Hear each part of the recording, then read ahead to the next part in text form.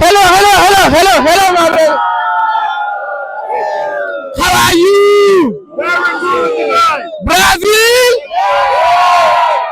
Senegal.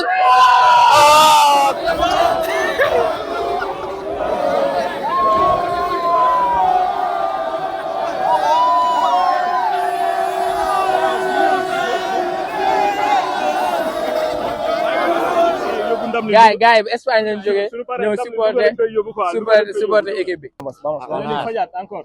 4-1. 4-1. In Sportcast 221 again, maa ngi ak fans brésilien. How are you doing, guys? Brazil! Energy, eh? Which one is your favorite Brazilian player? Benny Junior. Boy bi bëggoon a bokk. ñun daal ñooy gagné. ñu naan ñooy gagné. Waaw, ak ñu munti demee. J'aime la confiance quand même. Je connais mon père, il a envie de gagner. Mais des fois, il faut être objectif. Ouais, et là, je pense qu'on peut aller chercher un but, genre peut-être 1-1, 2-2, tu vois, quelque chose comme ça. 1-2. Il y aura des Ouais,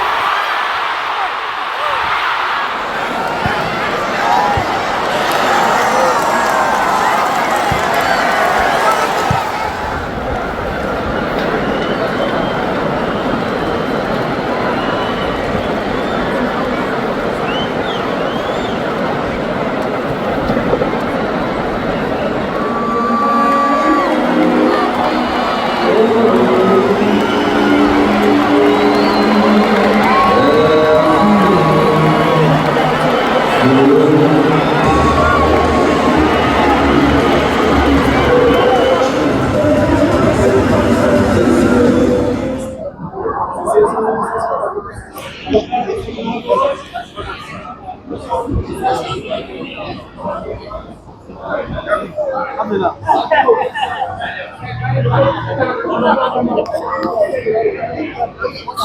ce que je disais, c'est un peu frustrant de commencer, de perdre ces genres de matchs parce qu'on sait qu'on a l'effectif qu'il faut pour faire jeu égal avec eux ou même les battre. Mais